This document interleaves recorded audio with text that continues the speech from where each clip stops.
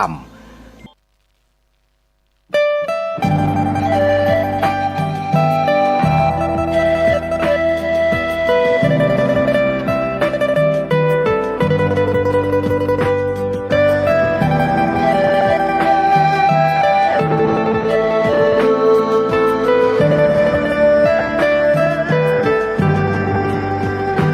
กล้าคิด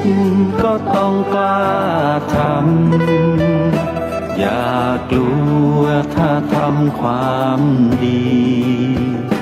เร่งศึกษาปัญหาให้ทันท่วงทีเมืองไทยจะพัฒนากว่านี้รายการดีๆคดีโลกคดีธรรมขอรำพันบรรยายความคิดเครื่องหมายแห่งสีทั้งสามงามถนัดขาวคือบริสุทธิ์สีสวัสดิ์หมายพระไตรรัตน์และธรรมะคุ้มจิตไทยแดงคือโลหิตเราใสซึ่งยอมสละได้เพื่อรักษาชาติศาสนาน้ำเงินคือสีโสภาอันจอมประชาถ้าโปรดเป็นของส่วนองค์จัดริ้วเข้าเป็นไตรรงค์จึงเป็นสีธงที่รักแห่งเราชาวไทยทหารอวตารนำไปยงยุทธวิชัยวิชิตก็ชูเกียรติสยามประเทศไทยที่เจริญมั่นคงมาได้จนถึงทุกวันนี้มิได้เกิดขึ้นจากความหวาดกลัวอย่างคลาดเขลาแต่บรรพบุรุษไทยของเราทุกยุคทุกสมัยล้วนแต่มีความกล้าหาญและชาญฉลาดปกป้องเอกราชสร้างชาติให้เกิดความมั่นคงโดยมีธงแห่งพระไตรรัตน์เป็นเครื่องนำชัยจึงเป็นที่มาที่ไปของรายการคดีโลกคดีธรรมกล้าคิดก็ต้องกล้าทำอย่ากลัวถ้าทำความดีเร่งศึกษาปัญหาให้ทันท่วงทีเมืองไทยจะพัฒนากว่านี้รายการดีๆคดีโลกคดีธรรมรายการดีๆคดีโลกคดีธรรม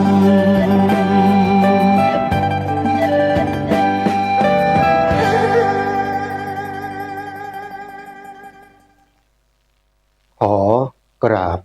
ถวายความนอบน้อมแด่พระรัตนตรัยถวายความเคารพ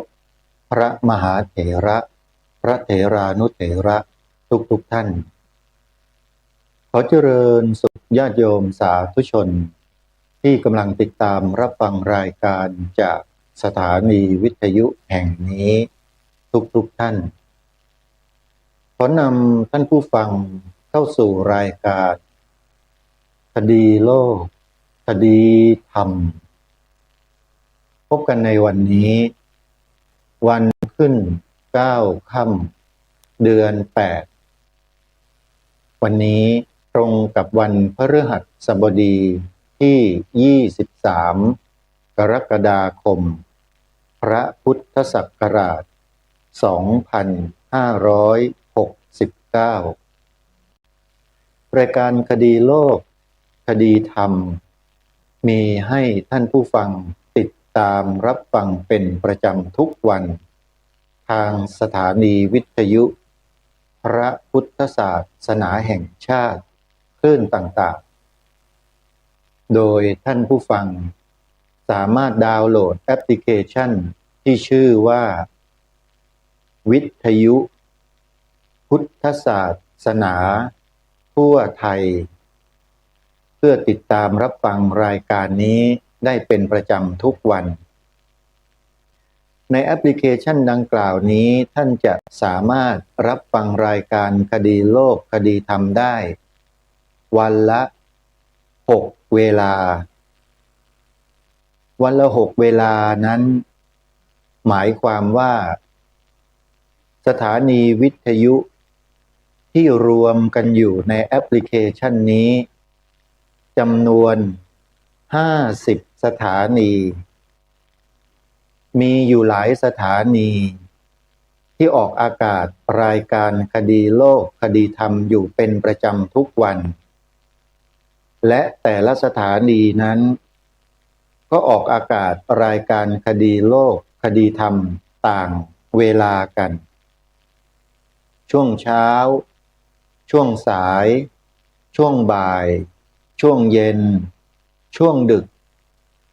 มีทุกช่วงเวลาที่ท่านสามารถเปิดรับฟังได้แต่ท่านต้องทราบถึงรายชื่อสถานีวิทยุและเวลาที่ออกอากาศให้ได้ก่อนคือต้องทราบว่าในเวลานี้ออกอากาศรายการคดีโลกคดีธรรมที่สถานีชื่ออะไรและพอไปอีกเวลาหนึ่งจะต้องทราบอีกเช่นกันว่าออกรายการคดีโลกคดีธรรมที่สถานีวิทยุชื่ออะไรท่านผู้ฟังก็จะได้ค้นหาในแอปพลิเคชันได้โดยง่ายและในแอปพลิเคชันนี้ยังสามารถที่จะมาร์คสถานีวิทยุเหล่านั้นเก็บไว้อีกแถบสถานะหนึ่งเพื่อรวมกันไว้ในที่เดียวกันได้ด้วยเวลาเราเปิดแอปขึ้นมาเราไปแตะที่แถบสถานะนั้นชื่อสถานีวิทยุที่เรามาร์คไว้ก็จะขึ้นเรียงกันมา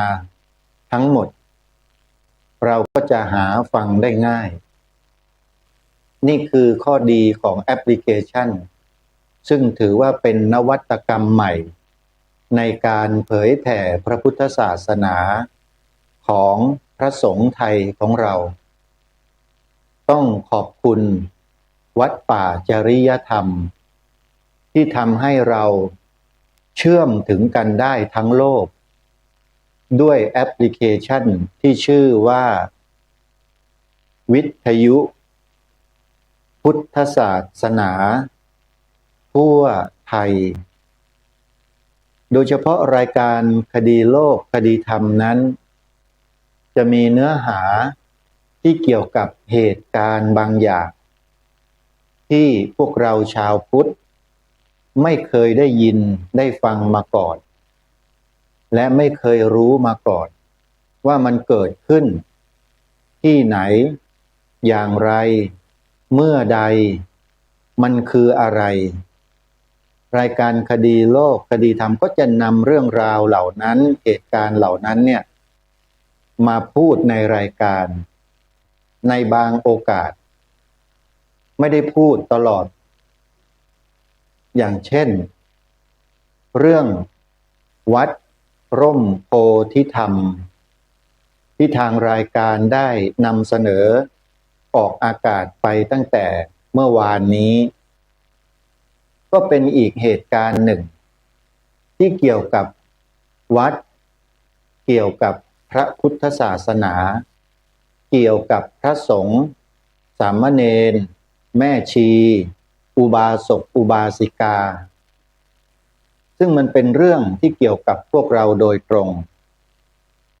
รายการคดีโลกคดีธรรมมีหน้าที่ไปสืบค้นหาข้อมูลมานำเสนอในรายการเรียกว่านำข้อเท็จจริงมาเปิดเผยให้พวกเราได้รู้ว่ามันเกิดอะไรขึ้นกันแน่และสิ่งที่ควรจะเป็นมันควรจะเป็นเช่นไรควรดำเนินการอย่างไรจึงจะถูกต้องและเหมาะสมเพราะฉะนั้นในการลงพื้นที่เมื่อวันที่21 กรกฎาคมที่ผ่านมาที่วัดร่มโพธิธรรมตำบลหนองหินอำเภอหนองหินจังหวัดเลยเราจึงได้ข้อมูล มามากพอสมควรข้อมูลของพวกเรานั้นเราได้จากข้อเท็จจริงที่มีอยู่ในพื้นที่จริงๆไม่ใช่ไปยกเมฆเหมือนสื่อบางประเภทที่หิวแสงต้องการจะได้แสงต้องการจะได้อะไรที่มันเป็นความปรารถนาอันลามกอาตมาไม่ได้กล่าวหาไม่ได้ด่านะความปรารถนาอันลามกก็คือในใจมันเป็นกิเลสโยมพระพุทธเจ้าตรัสอย่างนี้นะความปรารถนาอันลามกคือใช้ตัวกิเลสมาเป็นเครื่องมือในการแสวงหาอะไรบางสิ่งบางอย่างซึ่งมันไม่ใช่กุศลธรรมแต่มันเป็นอกุศลธรรมจึงทำให้ภาพรวมของพระพุทธศาสนาวัดวาอารามของเราเนี่ยเสื่อมเสียเพราะการกระทำของกลุ่มบุคคลเหล่านั้นทีนี้พวกเราเองเนี่ยที่เราเข้าไปที่นี่ไปเพื่อไปสืบหาข้อเท็จจริงเราจะไปศึกษาไปดูว่ามันเกิดอะไรขึ้นจากต้นตอเลยคือในวัดแล้วก็พบกับผู้ที่เกี่ยวข้องโดยตรงไม่ไปหาข้อมูลจากแหล่งข้อมูลอื่นใดทั้งนั้นท่านผู้ฟังแล้วเราก็ได้ข้อมูลมาพอได้ข้อมูลมาแล้วรายการมีหน้าที่นำมาเสนอให้ทุกท่านที่สนใจติดตามรับฟังกันและในวันนี้ก็มีข้อมูลเพิ่มเติมเข้ามาเปิดให้พวกเราได้ฟังกันอีกแต่อดใจรอสักนิดหนึ่งก่อนที่เราจะไปฟังข้อมูลเพิ่มเติมเกี่ยวกับเรื่องราวของวัดร่มโพธิธรรมที่ตำบลหนองหินอำเภอหนองหินจังหวัดเลยนั้นเราก็มาร่วมบำเพ็ญกองการกุศลมาทำบุญกับครูบาอาจารย์ของเรากันก่อนเพราะบุญนั้นเป็นสิ่งที่เราจะต้องสั่งสมให้ต่อเนื่องและต้องทำให้ตลอดพระสัมมาสัมพุทธเจ้าตรัสเรื่องบุญไว้ว่าสุโข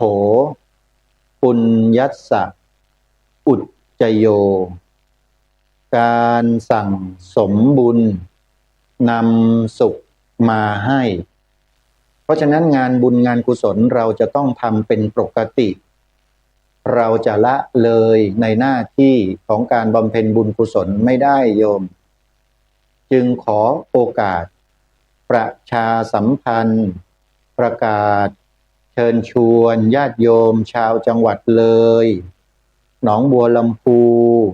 และผู้ที่อยู่ใกล้เคียงกับสถานที่ที่จะประชาสัมพันธ์แจ้งข่าวงานบุญให้มาร่วมทำบุญด้วยกันเป็นวันสุดท้ายแล้วโยม24 กรกฎาคมคือวันพรุ่งนี้งานปฏิบัติธรรมอยู่ปริวาสกรรมของพระสงฆ์ที่มาจากต่างพื้นที่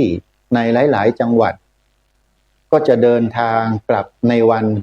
ต่อไปหลังจากเสร็จสิ้นภารกิจในวันพรุ่งนี้แล้ว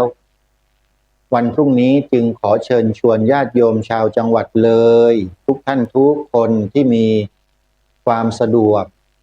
และมีใจเลื่อมใสศรัทธามุ่งมั่นจะสั่งสมบุญนะมาทำบุญที่วัดศรีอุดมวงศ์ตำบลศรีสงคราม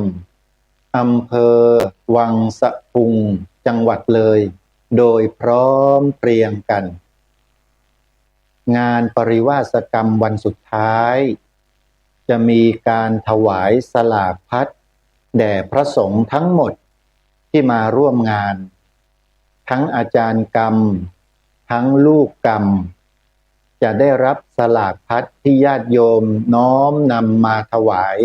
ทุกรูปโยมรวมถึงอาตมาด้วยซึ่งมาพักค้างแรมอยู่ที่วัดศรีอุดมวงศ์ตั้งแต่วันที่19 กรกฎาคมมาแล้ว และในวันที่ 25 กรกฎาคม ก็จะเดินทางไปร่วมงานทำบุญ100 วันพระครูจริยสารธรรมอดีตเจ้าอาวาสวัดป่าจริยธรรมที่วัดป่าจริยธรรมตำบลนาดอกคำอำเภอนาด้วงจังหวัดเลยซึ่งมีงาน2 วัน 25-26 กรกฎาคมต่อไปเพราะฉะนั้นในวันพรุ่งนี้นะญาติโยมขอเชิญญาติโยมทุกท่านที่เดินทางมาได้ขอให้มานำจตุปัจจัยเครื่องอาศัยต่างๆมาร่วมทำบุญที่วัดศรีอุดมวงศ์ด้วยกัน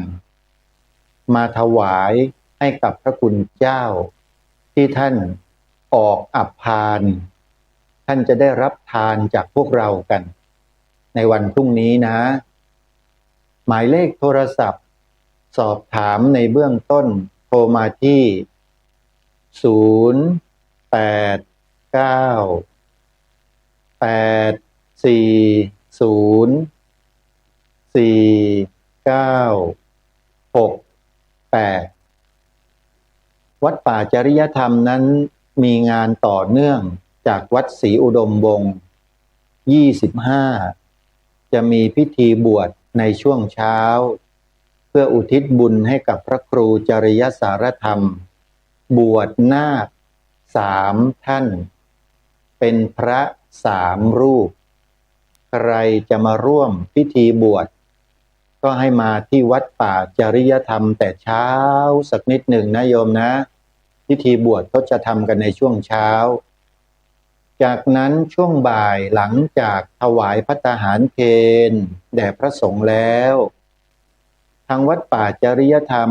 มีกิจกรรมไปตลอดตั้งแต่ช่วงบ่าย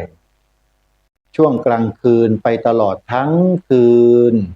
ถึงรุ่งเช้าของวันที่26นั่นก็คืองานแสดงธรรมและฟังธรรมสอดแจ้งและงานนี้ก็หนีไม่พ้นพระครูอุดมวรานุวัตรเจ้าอาวาสวัดศรีอุดมวงศ์ก็จะต้องไปกำกับเวทีการแสดงธรรมในค่ำคืนของวันที่25 กรกฎาคมนี้ด้วยที่วัดป่าจริยธรรมอาตมาภาพก็คงจะได้มีโอกาสขึ้นไปถือไมค์พูดคุยกับครูบาอาจารย์ในงานนี้ด้วยญาติโยมอาจจะไม่ได้ขึ้นธรรมาสน์เทศน์แต่จะเป็นการเสวนาพูดคุยกันซึ่งคงจะนำเรื่องราวชีวิตผลงานของพระครูจริยสารธรรมที่แต่ละท่านรู้จักเนี่ยมาปรารภกันให้ญาติโยมที่มาร่วมงานและอยู่ทางบ้านได้ทำความรู้จัก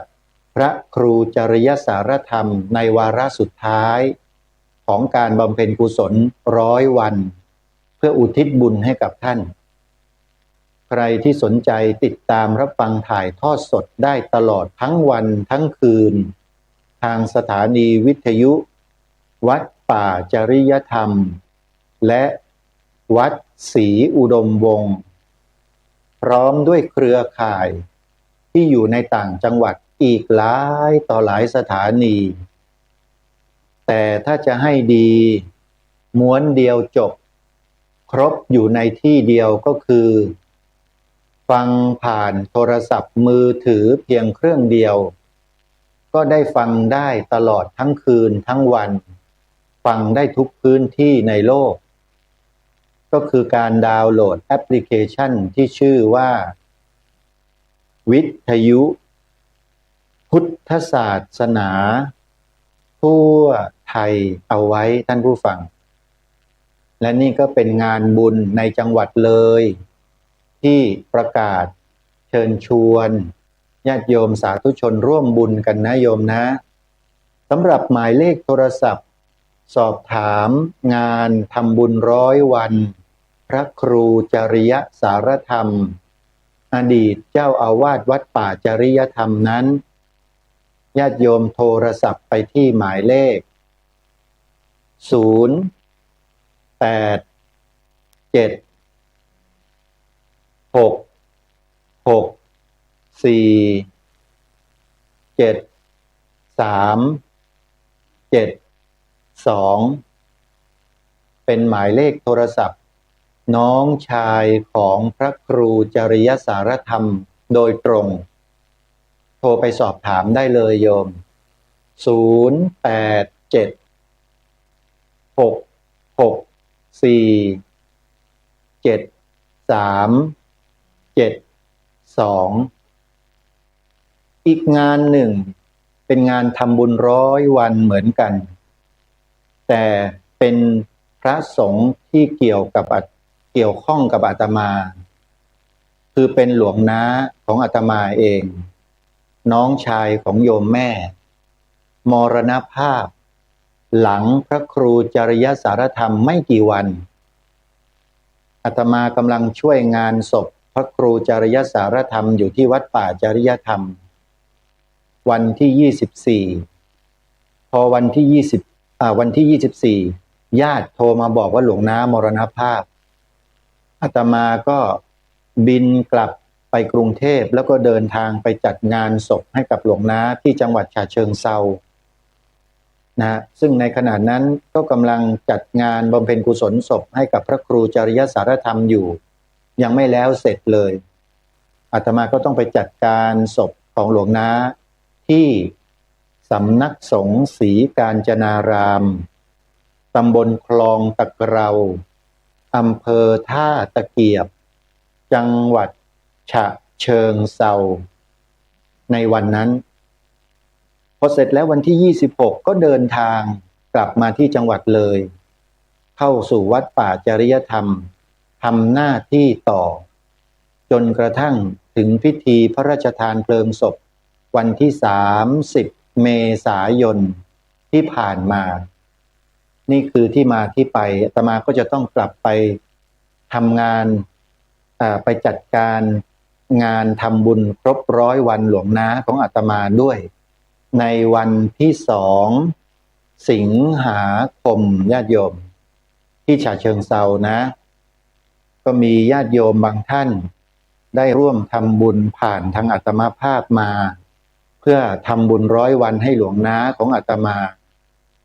าก็ยินดีนะโยมใครที่จะร่วมบุญเพิ่มเติมเข้ามาก็ยินดีก็สามารถโอนปัจจัยเข้ามาได้นะไม่ว่าจะโอนมาทางบัญชีธนาคารโอนมาทางพร้อมเพย์ได้ทั้ง2 ช่องทางสะดวกนะโยมนะบัญชีธนาคารญาติโยมก็โทรศัพท์มาถามอาตมาได้เลยที่หมายเลขโทรศัพท์0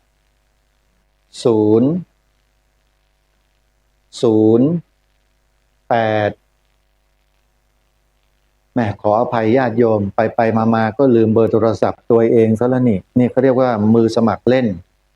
นะไม่ใช่มืออาชีพเพราะว่าไม่ค่อยได้บอกโทรศัพท์ใครสักเท่าไหร่โยมเอาใหม่นะโยมจดใหม่เบอร์โทรศัพท์ของอาตมานะ0 9 4 6 6 2 6 9 3 5เป็นเบอร์พร้อมเพย์ไปในตัวด้วยนะโยม0 9 4 6 6 2 6 9 3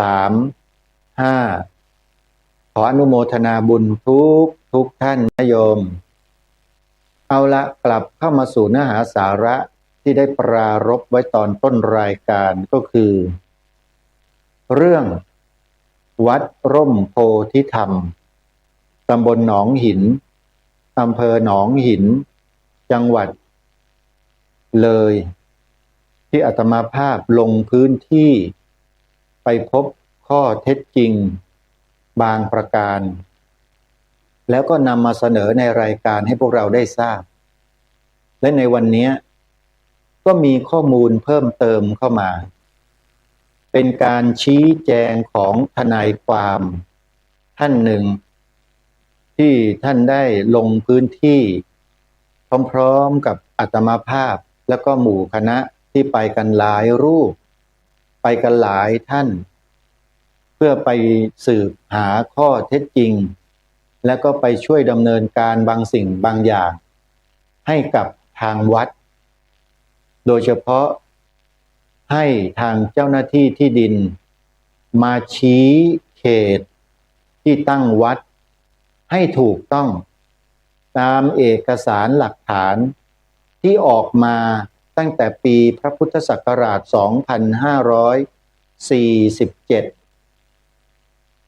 ที่ตั้งวัดออกมาตั้งนานแล้วโยม มีเอกสารสิทธิ์ในการครอบครองที่ดินเป็นนส.3 ด้วย หมายเลข 172 แต่ที่มันเป็นเรื่องเป็นราวเป็นข่าวโด่งดังว่าวัดเป็นอย่างนั้นอย่างนี้ที่เขาไปตีไข่ใส่สีทำลายชื่อเสียงวัดเนี่ยเขาบอกว่าวัดเนี่ยตั้งที่ดินนั้นอยู่ที่หมายเลข 171 ซึ่งกลุ่มคนพวกนั้นเนี่ยที่มาดำเนินการเนี่ยมาชี้เขตผิดเอาความเท็จมาหลอกลวงประชาชนในบ้านในเมืองให้ดูหรือให้เห็นว่าวัดร่มโพธิธรรมนั้นกระทำผิดกฎหมายโยมพวกอาตมาภาพก็มีคณะที่ได้บอกกับญาติโยมไปเมื่อวานเนี้ยก็คือเครือข่ายพุทธช่วยพุทธแห่งประเทศไทยและก็สมัชชาชาวพุทธเพื่อความมั่นคงของสถาบันชาติสถาบันพระพุทธศาสนาสถาบันพระมหากษัตริย์เราก็มารวมตัวกันแล้วก็มาปรึกษาหารือแล้วก็ชี้แจงข้อเท็จจริงให้กับสื่อมวลชนที่เดินทางไปทำข่าวเมื่อวันที่ 21 ที่ผ่านมา 21 กรกฎาคมพระพุทธศักราช 2569 ตรงกับวันอังคารวันขึ้น 7 ค่ำเดือน 8 2 หนดำเนินการจนเสร็จให้เจ้าหน้าที่ที่ดินของจังหวัดนี่แหละมาชี้เลยจุดไหนเขตของวัดที่ถูกต้องเขาก็ไปชี้สื่อก็ถ่ายภาพทำอะไรต่างๆข้อมูลเก็บไว้ทั้งหมดและที่สำคัญที่จะนำมาเปิดให้พวกเราได้ฟังกันในวันนี้เนี่ยก็คือคำชี้แจงของท่านว่าที่ร้อยตรีดร.จุลสรรค์ทันอินอาจเป็นอดีตผู้อำนวยการสำนักงานพระพุทธศาสนาจังหวัดขอนแก่นและเป็นหนึ่งในคณะบุคคลที่ช่วยเหลือวัดต่างๆที่ไม่ได้รับความเป็นธรรมจากทางการคือไม่พยายามที่จะหลบเลี่ยงและไม่ยอมออกโฉนดให้กับวัดเนี่ยท่านดร.จุลสรรค์ท่านเนี้ยตระเวนออกไปดำเนินการให้วัดวาอารามต่างๆมีโฉนดที่ดินเป็นร้อยวัดมาแล้วโยมเพราะท่านว่าที่ร้อยตรีจุลสรรค์ท่านเนี้ยรู้ข้อกฎหมายเป็นอย่างดีและอยู่ในแวดวงของงานพระพุทธศาสนามาโดยตลอดเพราะอะไรเพราะเคยเป็นผู้อำนวยการสำนักงานพระพุทธศาสนาจังหวัดมาก่อนท่านจึงรู้ดีไงว่าวัดต่างๆในประเทศไทยที่ไม่เป็นวัดอย่างถูกต้องสักทีนึงเนี่ยมันมีปัญหาอยู่ตรงไหน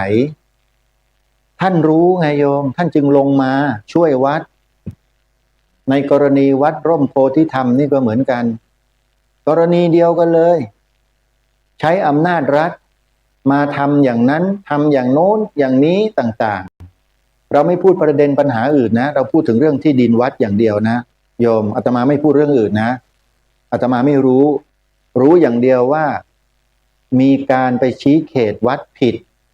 แล้วไปเสนอข่าวให้คนเข้าใจผิดกันแค่นั้นเองอาตมาต้องการจะมาบอกข้อเท็จจริงในข้อนี้ให้ทราบและ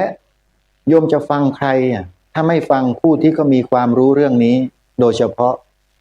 หนึ่งในนั้นคือท่านดร.จุลสรรค์อดีตผู้อำนวยการสำนักงานพระพุทธศาสนาจังหวัดขอนแก่นซึ่งมาเป็นผู้กำกับรายการนี้เองเลยแล้วก็อีกท่านหนึ่งที่จะนำมาเปิดให้เราได้ฟังวันนี้ก็เป็นทนายความชาวพุทธเป็นทนายความที่ มีความเลื่อมใสศรัทธาและมั่นคงในพระรัตนตรัยอย่างแท้จริงโยมจำไว้นะจำคำพูดอาตมาไว้ว่าทนายความที่ช่วยเหลือพระพุทธศาสนาอย่างแท้จริงเนี่ยคือทนายความคนนี้คนอื่นอาตมาไม่รู้อาตมาไม่มั่นใจแต่ถ้าคนนี้แล้วอาตมาดูพฤติกรรมและการทำงานมาโดยตลอดแตกต่างจากทนายคนอื่นนะอย่างเห็นได้ชัดเลยทนายคนนี้เขาจะมีความเคารพ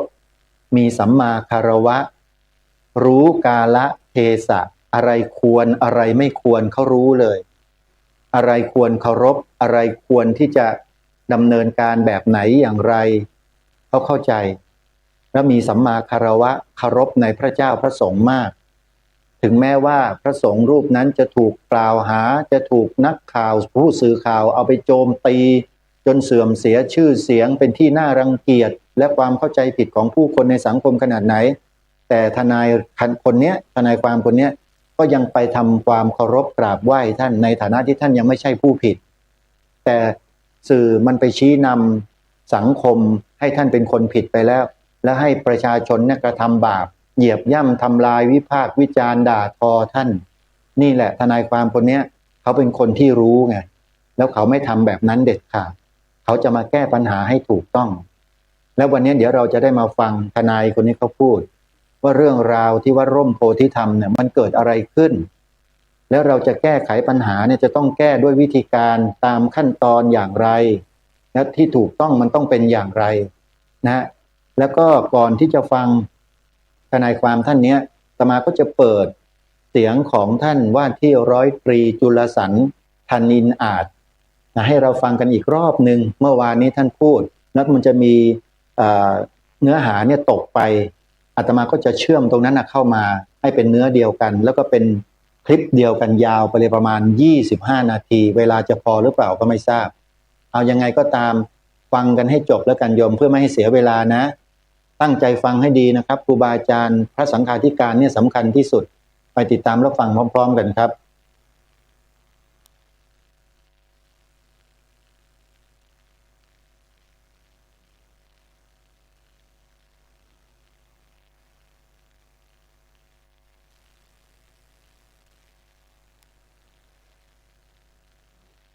เลขที่172ซึ่งอยู่ข้างในนะครับตามที่เราได้สร้างตามกฎกระทรวงฉบับที่1/2507ครับท่านซึ่งจะต้องมีแผนผังแผนอะไรประกอบด้วยตรงนี้แล้วก็มีสระน้ำ2 สระด้วยนะครับท่านดังนั้นนะครับตอนนี้เราก็ต้องรอก่อนนะครับในเวลา 9 นาฬิกาก็จะมีการบรรยายแล้วก็ซักซ้อมความเข้าใจถึงที่มาที่ไปของวัดร่มโพธิธรรมนี้ว่าเป็นอย่างไรจัดตั้งขึ้นมาถูกต้องตามกฎหมายอย่างไรใช้กฎกระทรวงฉบับไหนในการที่มาจัดตั้งครับผมที่มาที่ไปซึ่งถูกต้องตามกฎหมายทุกประการจนกระทั่งถึงท่านรองนายกรัฐมนตรีซึ่งเป็นผู้แทนของนายกรัฐมนตรีสมัยนั้นคือท่านสุวัสดิ์ลิปตะพันลบครับท่านได้มีการลงนามนะครับในใบตั้งวัดที่แสดงฐานะเป็นนิติบุคคลตามกฎหมายตามพระราชบัญญัติคณะสงฆ์นะครับท่านพ.ศ.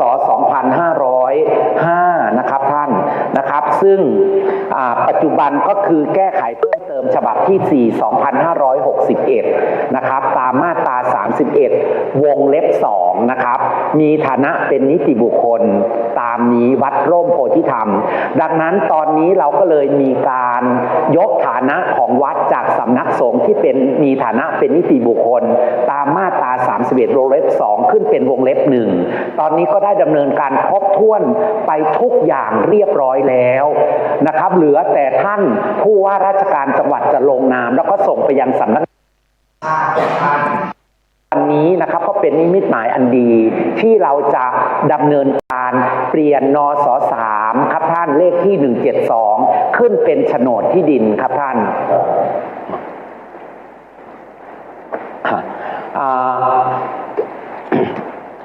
ดังนั้นนะครับในการดำเนินการออกโฉนดที่ดินให้วัดนี้เราก็จะทราบขอบเขตของวัดที่แน่นอนนะครับว่ามีจุดไหนตรงไหนนะครับ เพื่อที่เราจะได้เอาโฉนดที่ดินนี้นะครับท่านมาประกอบนะครับในการที่จะใครที่จะมาลุกล้ำวัดเนี่ยไม่ได้แล้วนะครับตามมาตรา35นะครับที่วัดไม่อยู่ในความรับผิดของการบังคับคดีท่านจำไว้นะครับแม้ว่าศาลจะพิพากษาออกมาเช่นไรจะวัดจะแพ้จะชนะหรืออะไรก็ไม่เกี่ยวครับท่านเพราะว่าบรรพบุรุษของเรานี่ชาญฉลาดมากบรรพบุรุษของชาวพุทธเรานี่ชาญฉลาดได้ตราพระราชบัญญัติมาตรา35ไว้ว่าที่วัดไม่อยู่ในการรับผิดแห่งการบังคับคดีครับท่านอนุโมทนาสาธุให้กับบรรพบุรุษเราหน่อยครับท่านครับครับขอบคุณมากนะครับผมครับดังนั้นนะครับการที่เรามาวันนี้นะครับผมก็อยากจะนำเรียนให้ท่านทราบว่าเรามาปฏิบัติหน้าที่ตามรัฐธรรมนูญแห่งราชอาณาจักรไทยซึ่งปัจจุบันใช้ปีพ.ศ. 2560ครับท่านมาตราที่67ที่เขาบอกว่ารัฐพึงอุปถัมภ์และคุ้มครองพระพุทธศาสนา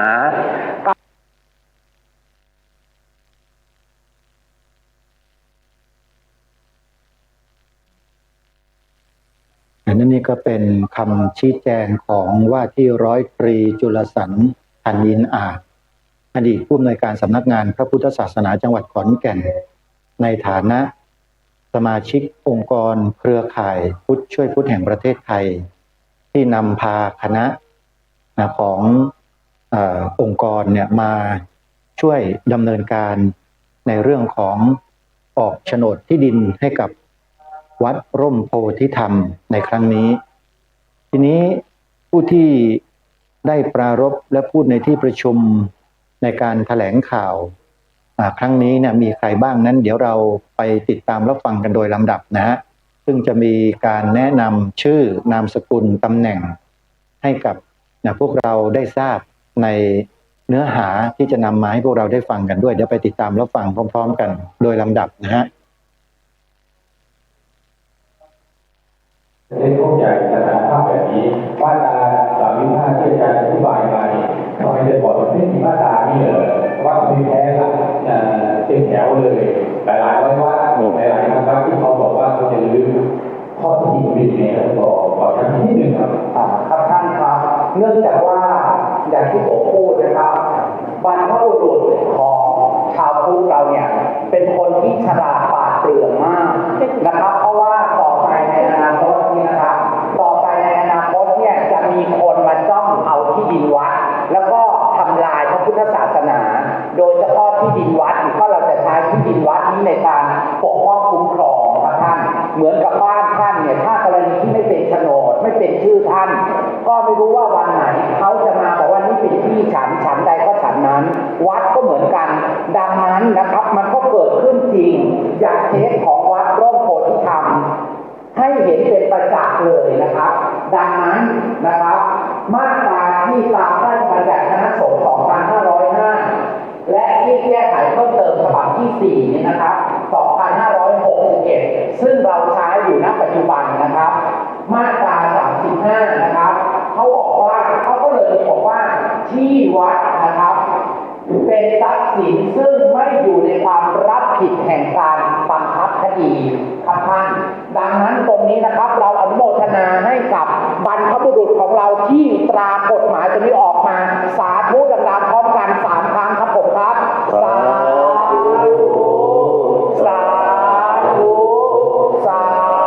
ธุครับท่านนะครับก็เลยเป็นเช่นนี้เองครับท่านครับ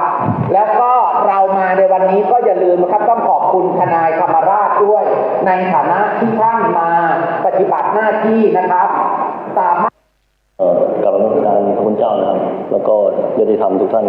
นวัยกรแล้วก็ผู้หลักผู้ใหญ่ที่วัดร่มโพธิธรรมนะครับก็ขออนุญาตเท้าความนิดนึงว่าเกี่ยวกับเรื่องวัดโพธิธรรมเนี่ยก็ผมก็ตามข่าวตั้งแต่แรกแหละเมื่อก่อนมาทำคดีจังหวัดเลยก็เห็นก็ผ่านประจำก็เห็นตรงนี้แหละก็มองดูก็ยิ่งใหญ่อลังการสวยงามเป็นความสวยงามของพระพุทธศาสนาก็ ผมขับรถผ่านผมก็อนุโมทนาบุญตลอดจริงๆทุกวัดเห็นวัดไหนสวยๆงามผมก็ยกมือไหว้อนุโมทนาบุญในการปกป้องและสืบทอดพระพุทธศาสนาทีนี้เกี่ยวกับเรื่องนี้นะครับวันนั้นท่านดร.ท่านผอ.นะครับก็โทรไปหาผมกับท่านดร.กับอาจารย์นิรันดร์เนี่ยก็ได้ร่วมงานปกป้องศาสนาปกป้องครูบาอาจารย์พระสงฆ์เนี่ยมาหลายเรื่องแล้วอย่างเช่นเรื่องครูบาไก่ที่ขอนแก่นก็โดนหนักเลยปี66แล้วก็เรื่องอีกหลายเรื่องเกี่ยวกับเรื่องของพวกที่มาลุกลานให้ความเห็นเกี่ยวกับวัดเวลาพูดในทางสนับสนุนวัดเนี่ยไม่ได้ออกสื่อแต่คนไหนด่าพระด่าวัดเก่งเนี่ยออกรายการดังท็อป 1ท็อป 2ท็อป 3อะไรก็ว่าไปนั่นหมายความว่ามันมีโปรดิวเซอร์ที่จัดคนไปนั่งทำให้เกิดการเสื่อมศรัทธาในพุทธศาสนาผมต่อสู้เรื่องนี้มานานแล้วทีนี้อันนี้ก็เป็นอีกเรื่องที่ดูแล้วเนี่ยคือเวลาผมดูข่าวเกี่ยวกับวัดเนี่ยผมจะไม่เชื่อเลยผมเชื่อแค่ 20% ในข้อเท็จจริงที่ข่าวนำเสนอในไส้ในถ้าผมไม่เห็นกับตาเนี่ยผมจะไม่เชื่อแล้วท่านดร.ก็โทรหาผมบอกว่าไอ้ที่เนี่ยครับที่วัดโลโมที่ทำเนี่ยเป็นวัดแล้วแต่คดีก่อนที่ผมไปทำเนี่ยปี66เนี่ยอันนั้นยังไม่เป็นวัดเลยอันนั้นยากกว่าท่านบอกว่านี่ผมก็บอกมันยากยังไงมันง่ายแบบไหนท่านก็บอกว่าข้อที่จริงตามที่เขามานำเสนอมันไม่ตรงนะทีนี้เมื่อวานทีมทนายก็เข้ามามีผมมีทนายแบงค์แล้วก็มีทนายตองแล้วทนายตองตามมาอีกวันนี้มีทนายมา3 ท่านนะครับแล้วก็ได้พูดคุยกับท่านทนายสุวิทย์เมื่อวานอีกก็เห็นข้อเท็จจริงแล้วเห็นทางออกในมุมผมว่าอันนี้ผมเข้าประเด็นเลยว่าไอ้ที่ผมมาเนี่ยผมเห็นประเด็นข้อต่อสู้และทางออกในมุมกฎหมายของวัดเนี่ยอะไรบ้างข้อที่1ข้อเท็จจริงเรื่องแผนที่เมื่อก่อนก็มีการถกเถียงกันว่า172มันอยู่ข้างในมันไม่ใช่ข้างนอกแล้ววัดเนี่ยมันตั้งมาตั้งแต่ปีก่อนปี50อีกถูกต้องมีการสำรวจแต่มันเป็นเพียงแค่คำพูดแต่วันนี้มีหลักฐานว่าการตั้งวัดเนี่ยมันมีอะไรบ้างมีใครบ้างรับรองการตั้งวัดมีประชาคมใช่ไหมครับก่อนที่มีการประชาคมมันต้องมีการสร้างเสนาสนะมาก่อนเป็นที่พักสงฆ์มีแผนที่แผนผังมีรูปถ่ายเต็มไปหมดแล้วเสร็จปั๊บพอประชาคมเนี่ยคนที่จะทำประชาคมคือผู้ใหญ่บ้านถูกไหมครับพอประชาคมเสร็จก็นำไปเสนอที่อบต.ก็ผ่านทุกหมู่ผู้นำทุกหมู่เนี่ยมายกมือเห็นชอบที่สภาของอบต.เสร็จปั๊บก็ไปที่เจ้าคณะตำบลรับรองอีกเจ้าคณะตำบลตรวจสอบว่าครบถ้วนถูกต้องในมุมของท่านก็ไปเจ้าคณะอำเภอจังหวัดเจ้าคณะภาคเจ้าคณะโหนใหญ่โหนกลางสำนักพุทธตรวจสอบเอกสารในฝ่ายคารวะมีทั้งนายอำเภอผู้ว่าไปจนถึงสำนักพุทธแล้วก็เถรสมาคมแล้วก็ส่งกลับมาสำนักพุทธออกเป็นตาตั้งวัดนั่นหมายความว่าข้อมูลที่ออกที่ตั้งวัดเนี่ยถูกต้อง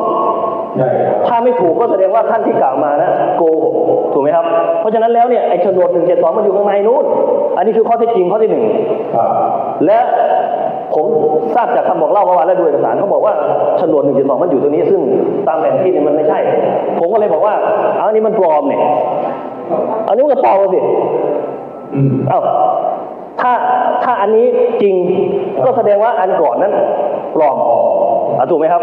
เพราะฉะนั้นเราต้องชี้ให้ชัดว่าอันไหนจริงอันไหนเท็จอันไหนปลอมเอานี่ผมกล้าพูด3 โมงเช้าวันนี้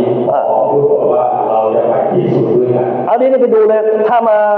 มากล่าวหาผมว่าผมพูดไม่จริงเนี่ยผมมีหลักฐานพอพูดออกมาให้ผมท่านบอกแล้วว่าถ้าเกิดมีคนมาดำเนินคดีผมพูดแบบนี้เดี๋ยวท่านจะไปเป็นพยานให้ผมไม่พูดอย่างนี้ที่ขอนแก่นผมโดนฟ้องพอพูดไปเป็นพยานที่โรงพักตำรวจสั่งไม่ฟ้องก็ผมพูดเรื่องจริงแล้วอีกข้อหนึ่งสาระสำคัญที่เขามาฟ้องคดีนี้อันนี้เป็นประเด็นนะครับนี่เป็นประเด็นใหญ่เลยที่เขาบอกว่าเขาจะรื้อวัดหรือสิ่งปลูกสร้างใช่ไหมครับมีคนพูดไหมครับเจ้าหน้าที่พูดใช่ไหมไม่บอกว่าเป็นใครไปดูคลิปไปหาเอาผมจะบอกนี้ครับว่าการฟ้องคดีขับไล่เนี่ยถ้าสมมติว่าให้ผมเป็นทนายถ้าให้ฟ้องขับไล่เนี่ยผมจะต้องบอกว่าให้จำเลยและบริวารออกไปขอไถ่ฟ้องข้อที่1ข้อที่2ให้ขนย้ายทรัพย์สินของจำเลยและของบริวารออกไปทรัพย์สินคืออะไรตู้เย็นโทรทัศน์พัดลมโต๊ะเก้าอี้อะไรที่มันไม่ใช่ติดตรึงกับที่ดินขนออกไปให้หมดถ้าไม่ขนให้โจทก์ขนแล้วไปเก็บค่าใช้จ่ายกับจำเลย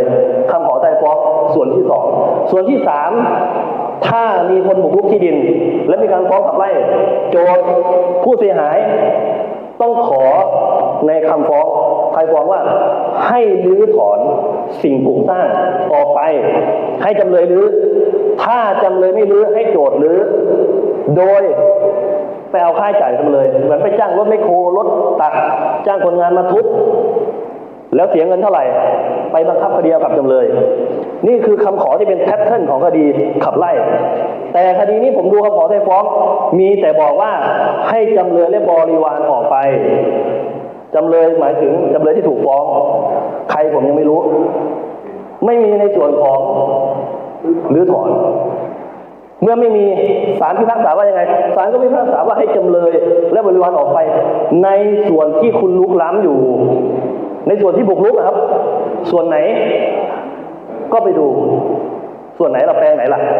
ตรงไหนขี่ม้า3 ห้องพักเลยได้พิสูจน์เลยตรงไหนแปลงไหนว่ามา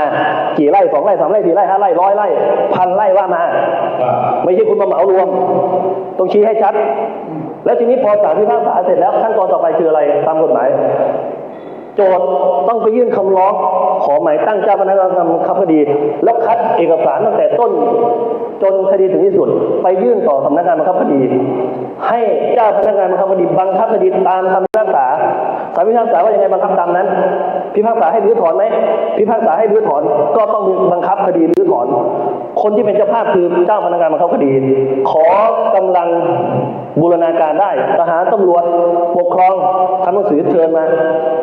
กลัวจำเลยไม่ออกเอาตำรวจมาจำเลยไม่ออกทุบได้ไหมเอารถทุบได้เลยแต่เป็นอำนาจบังคับคดีนี่คือหลักการในคดีนี้ไม่มีคำขอไทยฟ้องให้รื้อถอนคำพิพากษาก็ไม่มีรื้อถอนได้ไหมครับตามกฎหมายที่มาพูดและปิดประกาศเนี่ยผมดูประกาศแล้วมันก็ไม่มีในส่วนรื้อถอนแต่คุณพูดไงคุณทำให้เข้าใจว่ามีสิทธิ์พวกนี้นะเดี๋ยวก็จะมาหลอกให้คนเซ็นแล้วบอกว่าเขายอมอย่าเซ็นนะครับถ้าท่านเซ็น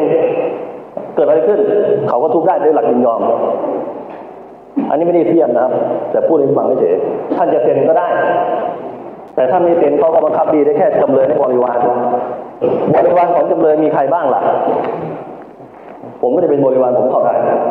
แบบนั้นได้ไหมศรีสุวรรณชัยได้ไหมก็เดี๋ยวมาดูกันแต่รื้อถอนไม่ได้ตามคำพิพากษาแล้วถ้าจะรื้อถอนคุณไปฟ้องใหม่ในคดีนี้ไม่มีส่วนรื้อถอนอันนี้คือทางออกเมื่อไม่มีต้องรื้อไหมครับไม่ต้องแล้วถ้าคนจะรื้อเราป้องกันได้ไหมครับมาตรา67ท่านผอ.บอกแล้วปกป้องคุ้มครองพระพุทธศาสนาอันนี้วัดเป็นศาสนสมบัติเป็นสมบัติกลางคุณจะมาทุบแต่ทำอะไรคุณทำลายศาสนาเหรอคุณทำลายสมบัติของพระพุทธศาสนาเหรอมันไปเดือดร้อนอะไรทั้งหนารีสอร์ทเยอะแยะคุณไม่ไปรื้อหรอถูกไหมครับเมื่อไม่มีคุณก็ทำไม่ได้ครับและคุณไม่ใช่เจ้าพนักงานบังคับคดีคุณจะมารื้อถอนหรือมาบังคับคดีด้วยตัวเองนี่ไม่ได้คำว่าคุณหมายถึงใครก็ไปคิดเอานี่คือที่ผมเห็นข้อที่จริงและข้อกฎหมายแล้วก็ข้อที่จริงหมายความว่าคำพิพากษามันมีแบบนี้ข้อกฎหมายก็หมายความว่าเจ้าหน้าที่จะปฏิบัติหน้าที่หรือจะทำอะไรเนี่ยต้องมีกฎหมายให้อำนาจไว้ถ้าไม่มีแล้วทำเกิดความเสียหายคนอื่น157ปฏิบัติหน้าที่ไม่ชอบจำคุกไม่เกิน15 ปี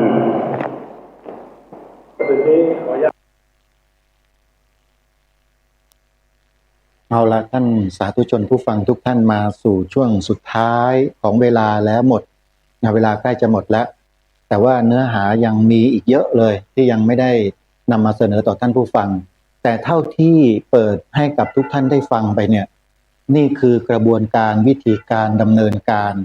ที่ทางทนายความท่านนี้ได้มาชี้แจงต่อที่ประชุมเมื่อวันที่21 กรกฎาคมที่วัดร่มโพธิธรรมแล้วก็ได้เห็นภาพชัดเจนเลยว่าการที่มีคนพูดเจ้าหน้าที่คนไหนก็แล้วแต่หรือใครก็ตามที่อ้างตัวว่าจะรื้อถอนเนี่ยมันทำได้ด้วยกระบวนการตามที่ทนายความได้กล่าวมาจะทำอย่างอื่นอย่างใดที่นอกเหนือจากคำพิพากษาของศาลไม่ได้ถ้าจะทำก็ต้องให้เจ้าหน้าที่ผู้บังคับคดีนั้นเป็นผู้สั่งถึงจะทำได้ด้วยนี่คือข้อกฎหมายท่านผู้ฟังถ้าเราไม่ศึกษาเราไม่รู้แล้วถ้าเราไปยินยอมเซ็นหนังสือให้รื้อถอนเราก็เรียบร้อยเลย ทุกอย่างมันอยู่ที่ตัวเรา เพราะฉะนั้นอย่าไปเซ็นหนังสือง่ายๆ อันนี้ขอฝากไว้ฮะเอาละเวลาหมดท่านผู้ฟังเดี๋ยววันพรุ่งนี้ค่อยว่ากันใหม่ขอความสุขสวัสดีจะมีแด่ท่านผู้ฟังทุกท่านทุกคนเทินขอเจริญพร ที่จบไปแล้วนั้น